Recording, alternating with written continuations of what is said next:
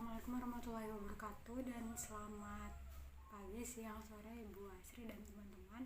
Perkenalkan, kami dari kelompok 1 kelas kebijakan dan hukum lingkungan dengan tujuan ingin mempresentasikan tugas kami yang berjudul Instrumen Hukum KLHS.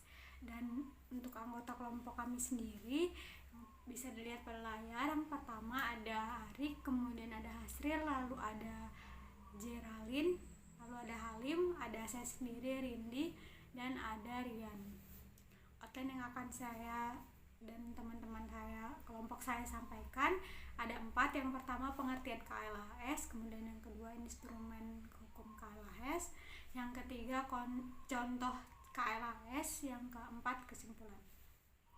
Langsung saja masuk ke outline yang pertama terkait pengertian KLHS. KLHS sendiri merupakan proses sistematis untuk mengevaluasi konsekuensi lingkungan hidup dari suatu usulan kebijakan, rencana, atau program sebagai upaya untuk menjamin bahwa konsekuensi ini udah dipertimbangkan dan dimasukkan sedini mungkin dalam proses pengambilan keputusan, sehingga juga dipertimbangkan secara ekonomi dan sosial.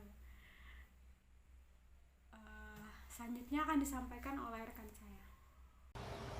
Baik, selanjutnya ada instrumen KLHS. Yang pertama yaitu KLHS sendiri, dan yang kedua tata ruang, yang ketiga ada baku mutu lingkungan hidup, dan yang keempat ada kriteria kerusakan lingkungan hidup, dan yang kelima ada AMDAL, yang keenam ada UKL UPL, dan yang ketujuh ada instrumen lingkungan hidup, yang ke-8 peraturan perundang-undangan berbasis lingkungan hidup, yang ke-9 anggaran berbasis lingkungan hidup, dan yang ke-10 analisis risiko lingkungan hidup, yang ke-11 audit lingkungan hidup, dan yang ke-12 instrumen lain sesuai dengan kebutuhan perkembangan ilmu dan pengetahuan.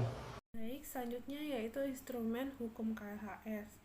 Menurut Undang-Undang Nomor 32 Tahun 2009 tentang Perlindungan dan Pengelolaan Lingkungan Hidup atau disingkat sebagai UU PPLH, instrumen hukum baru pencegahan pencemaran atau kerusakan lingkungan hidup ini merupakan kehadirannya KLHS tersebut.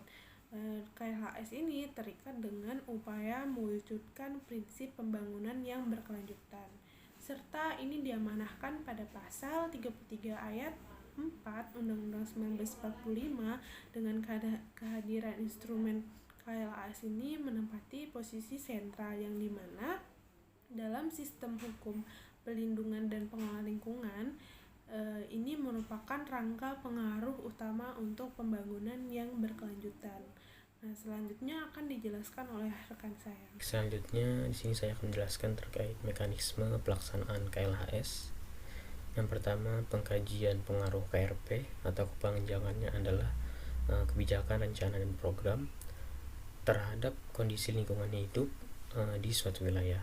Yang kedua, perumusan alternatif untuk penyempurnaan KRP. Yang ketiga, rekomendasi perbaikan untuk pengambilan KRP yang mengintegrasikan prinsip pembangunan yang berkelanjutan. Selanjutnya juga terdapat kajian-kajian KLHS yang diatur dalam ketentuan pasal 16 pada UU PPLH. Nah, yang pertama mengkaji kapasitas daya dukung dan daya tampung lingkungan hidup untuk pembangunan. Yang kedua, perkiraan mengenai dampak dan risiko lingkungan hidup. Yang ketiga, mengkaji kinerja layanan ekosistem. Kemudian mengkaji efisiensi pemanfaatan sumber daya alam, dan serta mengkaji tingkat kerentanan dan kapasitas adaptasi terhadap perubahan iklim, dan yang terakhir mengkaji tingkat ketahanan dan keanekaragaman hayati. Oke, baik, selanjutnya yaitu beberapa contoh KLHS yang ada di Indonesia. Seperti yang ada di gambar, kita bisa lihat pelaksanaan KLHS tersebut di atas hanya sebagian dari KLHS yang dilaksanakan di Indonesia. Nah, diharapkannya KLHS tersebut dapat menjadi gambaran umum terhadap pelaksanaan KLHS yang ada di Indonesia pada masa tersebut. Nah, pada tahun 2009, pemerintah mengeluarkan Undang-Undang Nomor 32 Tahun 2009 tentang perlindungan dan juga pengelolaan lingkungan hidup yang memuat pasal mengenai si KLHS ini.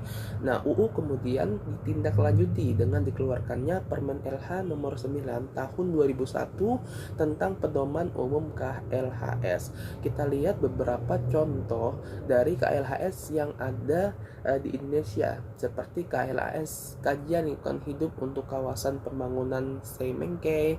Terus itu juga ada KLHS untuk Rencana Tata Ruang Wilayah Provinsi Jambi, daerah Kalimantan, daerah Jawa juga ada beberapa KLHS yang sedang berjalan seperti itu. Oke, lanjut di kesimpulan, di mana kesimpulan yang didapatkan yaitu kajian lingkungan hidup strategis KLHS merupakan bentuk integrasi prinsip pembangunan berkelanjutan dalam setiap penyusunan evaluasi kebijakan dan rencana atau program pembangunan khususnya dalam tata ruang. Hal tersebut terlihat di mana dalam ketentuan pasal 15 ayat 1 UU PPLA disebutkan bahwa pemerintah dan pemerintah daerah wajib membuat KLHS untuk memastikan prinsip pembangunan berkelanjutan telah menjadi dasar dan terintegrasi dalam pembangunan suatu wilayah atau kebijakan dan rencana atau program lainnya. Baik, berikut daftar peraturan dari instrumen hukum KLHS yang kelompok kami susun. Yang pertama ada pasal 14 UU PPLH terkait penjelasan bahwa menempatkan KLHS ini secara fleksibel, dalam artian terhadap KRP tertentu KLHS bersifat wajib dan terhadap KRE tertentu yang lain dia bersifat wajib ketika dia memenuhi klasifikasi melalui proses penapisan atau screening. Nah, pada UU PPLH 14 ini tampak pada pasal 15 ayat 1 yang menyatakan bahwa pemerintah dan pemerintah daerah wajib membuat KLHS dengan tujuan untuk memastikan bahwa prinsip pembangunan berkelanjutan telah menjadi dasar dan terintegrasi dalam pembangunan suatu wilayah dan atau KRP. Sementara itu pada pasal 15 ayat 2 membatasi konteks wajib menyelenggarakan KLHS ini sendiri. Ada beberapa poin yaitu dari A itu rencana tata ruang wilayah beserta rencana rinciannya, rencana pembangunan jangka panjang dan rencana pembangunan jangka menengah. Kemudian yang B, kebijakan, rencana dan atau program yang berpotensi menimbulkan dampak dan atau resiko lingkungan hidup. Selanjutnya yang kedua ada PPRI nomor 46 tahun 2016 terkait tata cara penyelenggaraan KLHS, di mana pada pasal 1 ayat 1 menyatakan bahwa kajian lingkungan hidup strategis atau KLHS ini sendiri merupakan analisis yang sistematis, menyeluruh dan partisipatif untuk memastikan bahwa prinsip pembangunan berkelanjutan ini telah menjadi dasar dan terintegrasi dalam pembangunan suatu wilayah dan atau kebijakan. Selanjutnya akan dijelaskan oleh rekan saya.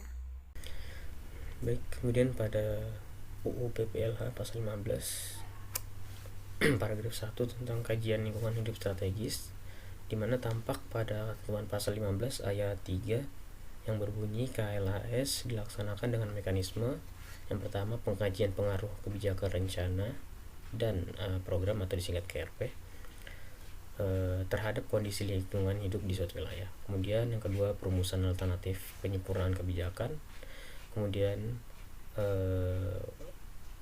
atau perumusan alternatif penyempurnaan KRP, kemudian rekomendasi perbaikan untuk pengambilan keputusan kebijakan, rencana dan atau program yang mengintegrasikan prinsip pembangunan berkelanjutan.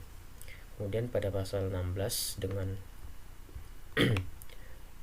peraturan yang sama, di mana tampak pada ketentuan pasal 16 menyatakan bahwa KLHS memuat kajian yang dimana isinya antara lain mengkaji kapasitas daya dukung dan daya tampung lingkungan hidup untuk pembangunan. Kemudian yang kedua memperkirakan mengenai dampak dan resiko lingkungan hidup, kemudian mengkaji kinerja layanan atau jasa ekosistem, kemudian efisiensi pemanfaatan sumber daya alam, juga mengkaji tingkat kerentanan dan kapasitas adaptasi terhadap perubahan iklim, dan yang terakhir mengkaji tingkat ketahanan dan potensi keanekaragaman hayati. Selanjutnya juga